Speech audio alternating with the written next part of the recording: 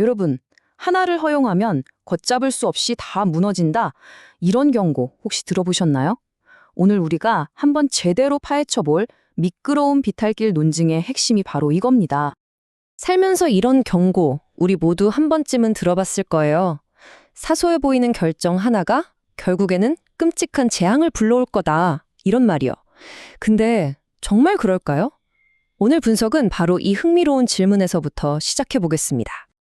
자, 그런 도대체 이 강력하면서도 어찌 보면 좀 위험해 보이는 미끄러운 비탈길 논증의 정체가 뭘까요? 하나를 내주면 끝이다 라는 그 논리, 지금부터 제대로 한번 들여다보겠습니다. 그러니까 이게 뭐냐면요. 기본적으로는 예방하자는 논리예요. 딱 봤을 땐 별거 아닌 것 같은 첫걸음 있잖아요. 그걸 딱 떼는 순간 와르르 연쇄 반응이 일어나서 결국에는 아주 끔찍한 결과로 미끄러져 내려갈 거다. 이렇게 경고하는 거죠. 그래서 아예 애초에 그 첫발 자체를 떼면 안 된다. 이렇게 주장하는 아주 강력하고 때로는 좀 무섭기까지 한 주장입니다. 그럼 이게 그냥 책에나 나오는 이론일까요? 절대 아니죠. 정말 거대한 국제 정치부터 우리 일상의 아주 사소한 토론까지 현실 세계 곳곳에서 엄청난 힘을 발휘하고 있어요. 생각보다 우리 주변에 정말 많습니다. 자, 구체적인 사례들을 한번 살펴볼까요? 이 논리가 역사를 뒤흔든 가장 유명한 사례 아마 다들 들어보셨을 텐데요. 바로 냉전 시대의 도미노 이론입니다. 이게 당시 미국의 아이젠하워 대통령이 직접 한 말이에요.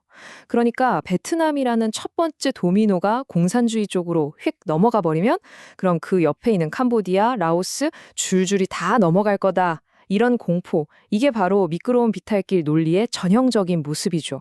그리고 이 논리가 결국에는 엄청난 전쟁에 개입하는 아주 강력한 명분이 되어버렸습니다.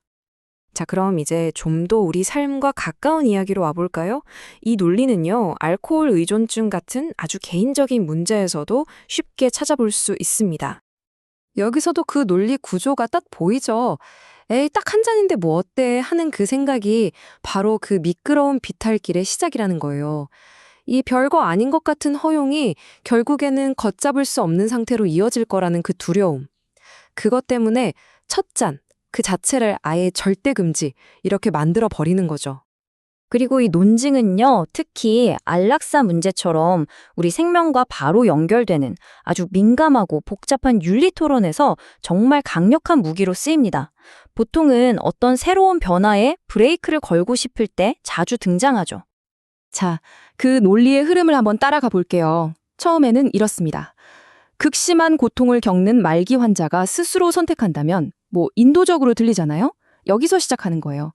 하지만 이 문이 딱 한 번 열리고 나면 그 대상이 점점 더 넓어지고 결국에는 과거 나치가 장애인을 학살했던 것 같은 그런 끔찍한 결과까지 미끄러져 내려갈 수 있다. 이렇게 주장하는 겁니다. 그러니까 그 위험한 첫걸음 자체를 막아야 한다 이 말이죠. 자, 그런데 말이죠. 여기서 한번 생각해 봐야 합니다. 정말 그럴까요? 첫 단추를 그렇게 끼웠다고 해서 우리가 반드시 그 비탈길의 맨 끝, 그 끔찍한 곳까지 미끄러져 내려가야만 하는 걸까요? 이제부터 이 논증이 가진 허점을 한번 날카롭게 파헤쳐 보겠습니다. 사실 이 주장이 왜 이렇게 설득력 있게 들리냐면요. 이유는 딱 하나예요. 연속되는 과정 안에서 정확히 여기서부터 안 돼 하고 선을 긋기가 애매하기 때문이죠. 근데 바로 그 점이 이 논증이 파놓은 아주 교묘한 함정입니다. 이 미끄러운 비탈길 논증이 가진 구조적인 허점을 아주 잘 보여주는 정말 재미있는 비유가 하나 있어요. 바로 대머리 논증이라는 건데요. 이건 일종의 논리적 오류입니다. 자, 이 논리를 한번 같이 따라가 볼까요? 머리카락이 한 올 빠졌어요. 그렇다고 대머리가 되나요? 아니죠. 그럼 또 한 올이 빠져도 대머리는 아니죠? 자, 이 과정을 계속 반복하면 어떻게 될까요? 결국 머리카락이 딱 한 올만 남아도 그 사람은 대머리가 아니라는, 누가 봐도 이건 좀 이상한데? 싶은 결론이 나오게 됩니다. 바로 이겁니다. 이게 핵심이에요. 우리가 정확히 몇 번째 머리카락이 빠져야 대머리인가요?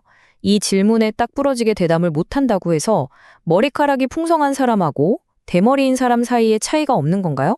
아니잖아요. 우리는 누가 봐도 그 둘을 명확하게 구분할 수 있습니다. 그렇다면 말이죠. 누군가 우리를 이 미끄러운 비탈길로 슬쩍 밀어넣으려고 할 때 우리는 어떻게 해야 그 미끄러짐을 멈출 수 있을까요? 자, 지금부터 그 방법을 알려드릴게요. 일종의 비판적 사고를 위한 도구라고 할 수 있겠네요. 자, 이제 좀 감이 오시나요? 미끄러운 비칼길 논증하고 방금 본 대머리 논증은요, 사실상 똑같은 동전의 양면이에요. 둘이 다 어디서부터 선을 그어야 할지 애매하니까 시작이나 끝이나 그게 그거다라는 똑같은 오류를 범하고 있는 거죠. 하지만 선을 긋기 어렵다는 게 우리가 중간에 멈출 수 없다는 뜻은 절대 아닙니다. 그러니까 앞으로 이런 미끄러운 비탈길 주장을 딱 마주치면요. 이 질문들을 한번 던져보세요. 잠깐만요. 그 연쇄 반응이 정말 피할 수 없는 건가요?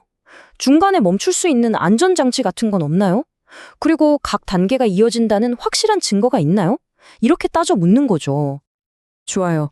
그럼 우리가 방금 얻은 이 도구들을 가지고 아까 봤던 안락선 논쟁으로 다시 돌아가 봅시다. 과연 그들이 경고했던 그 끔찍한 비탈길이 정말 피할 수 없는 운명이었을까요? 실제로는 그렇지 않죠. 그 비탈길 곳곳에는 우리가 의도적으로 만들어둔 평평한 지점들, 다시 말해서 안전장치들이 아주 많이 있습니다. 예를 들면 환자 본인의 동의라는 절대적인 원칙이 있고요. 의사나 가족이 함께 내리는 신중한 결정 과정도 있죠. 또 민주사회에는 이런 남용을 막을 법적인 장치들도 있고요. 이런 것들이 그 끔찍한 시나리오로 미끄러져 내려가는 걸 아주 단단하게 막아주고 있는 겁니다. 결론적으로 이 미끄러운 비탈길 논증이라는 건요, 어떤 논리적인 증명이라기보다는 최악의 시나리오를 일부러 부풀려서 우리에게 공포심을 주고 그래서 지금 이대로 있자, 바꾸지 말자 하고 설득하려는 일종의 수사법, 즉 말하기 기술일 때가 많다는 걸 기억해야 합니다. 그러니까 앞으로 어떤 주장이 이러다 큰일 나 하면서 끔찍한 미래를 경고하잖아요. 그럼 한번 이렇게 질문을 던져보세요. 이게 정말 합리적인 근거를 가진 예측일까? 아니면 그냥 우리의 두려움을 이용하려는 교묘한 미끄러운 비탈길은 아닐까? 하고 말이죠.